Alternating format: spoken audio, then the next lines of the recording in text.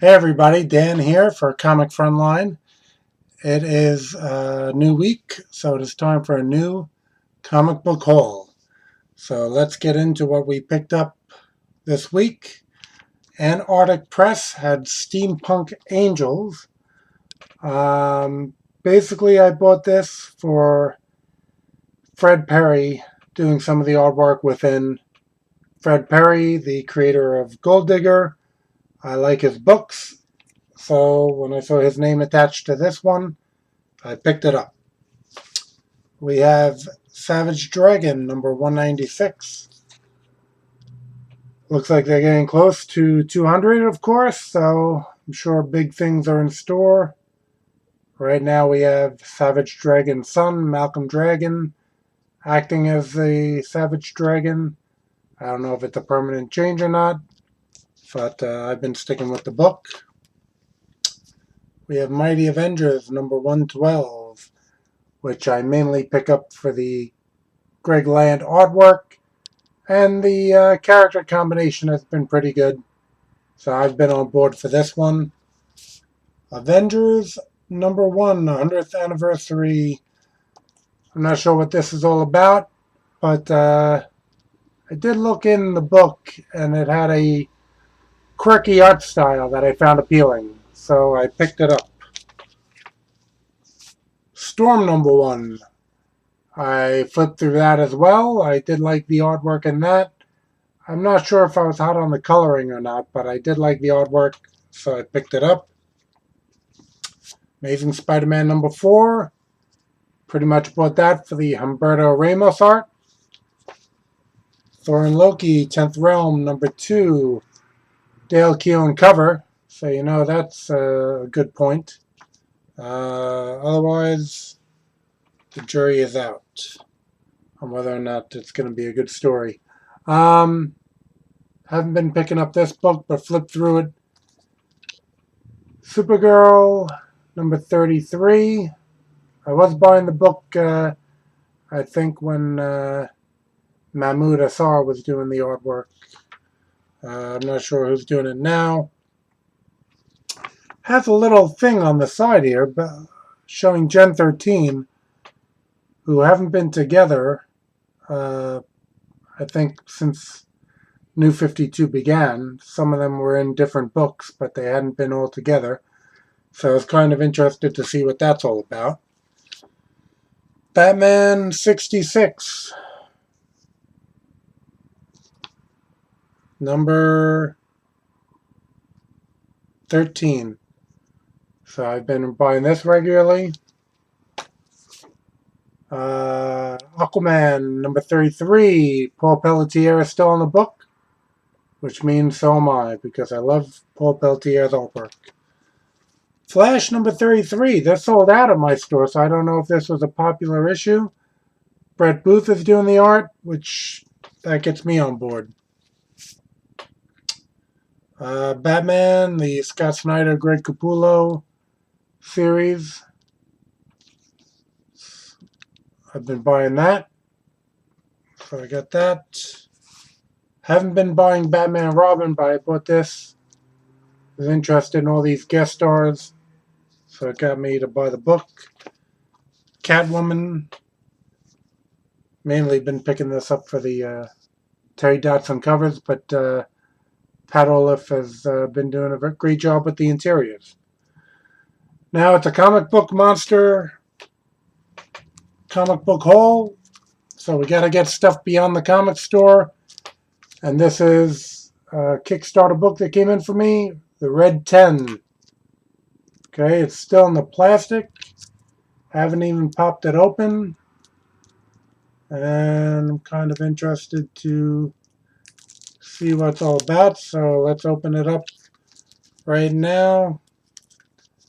And I will just at least give you some initial thoughts on the art. It's marked down as Volume 1. Well, I mean, it had to be good enough for me to look through the Kickstarter and order it. It is a hardcover, and it is a full volume. So it's not, I've been known to complain about Kickstarter being the home of the damaged $25 comic. And this is a full volume. It came in great shape. It was well packed. And yeah, flipping through it, I could say the art and production quality seems to be all there.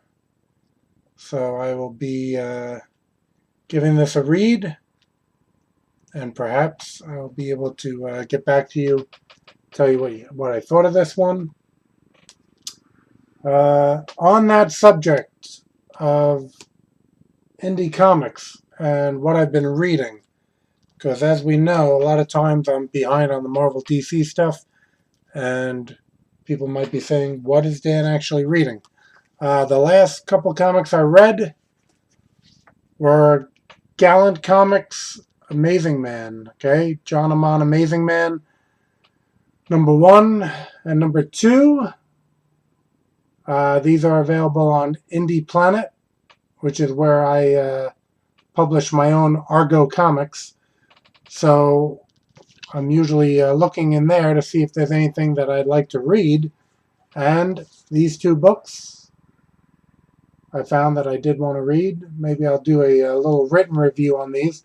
But my initial thoughts were that they're extremely well done. Stephen Butler is the artist, and he's done a whole bunch of indie comic work in the past.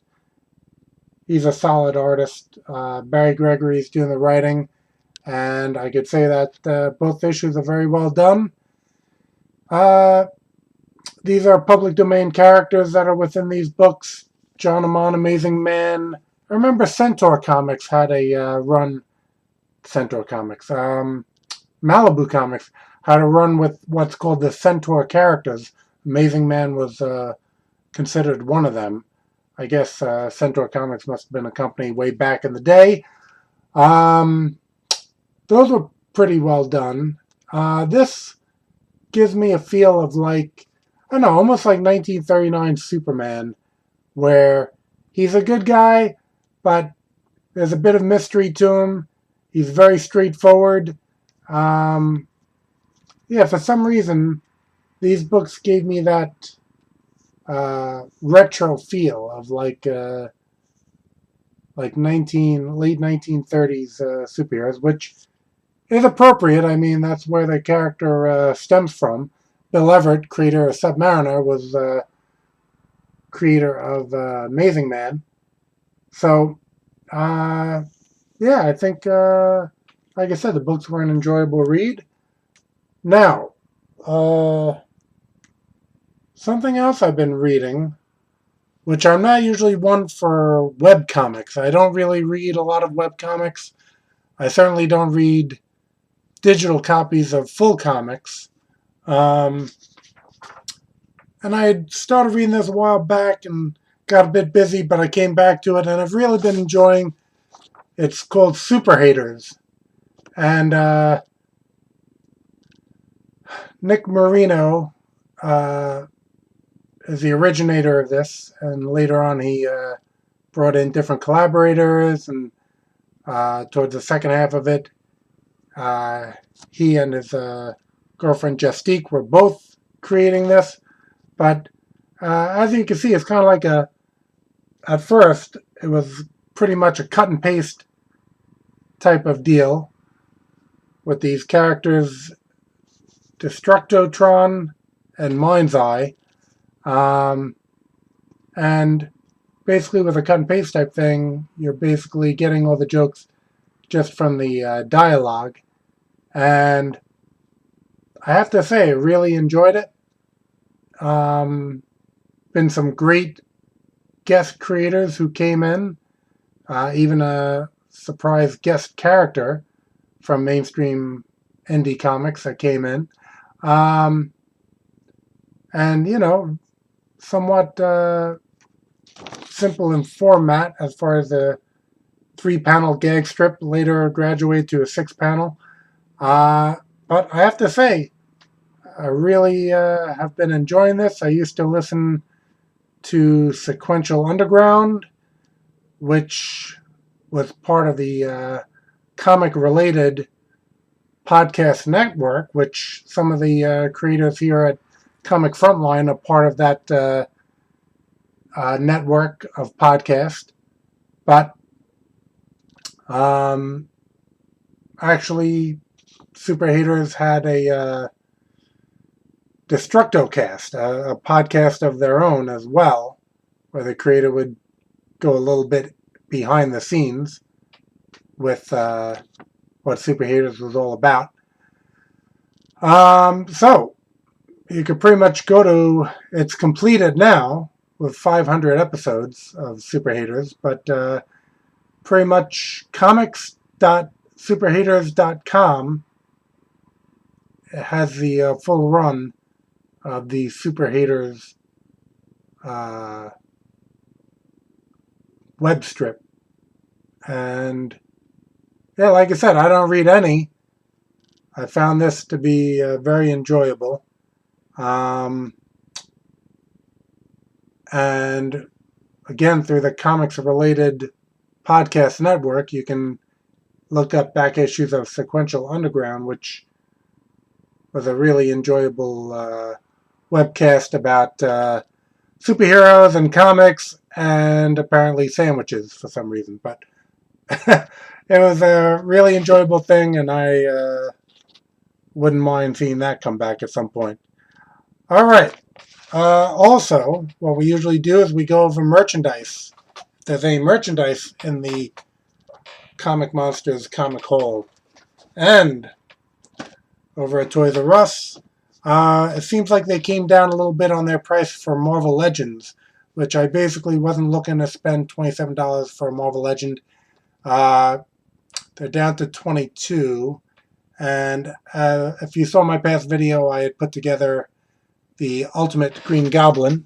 Kind of have that right here, actually. Here he is. Ultimate Green Goblin. So, I saw a couple more of those figures that just fell all over the place, but here they are. I have, all the figures to make the Goblin, but I did not have Beetle because Boomerang had the same leg piece as Beetle did.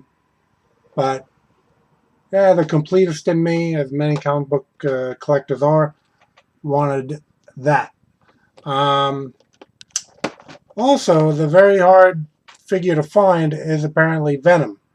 Now, I guess having the head, I think, is the code for some of these eBay resellers to jump all over.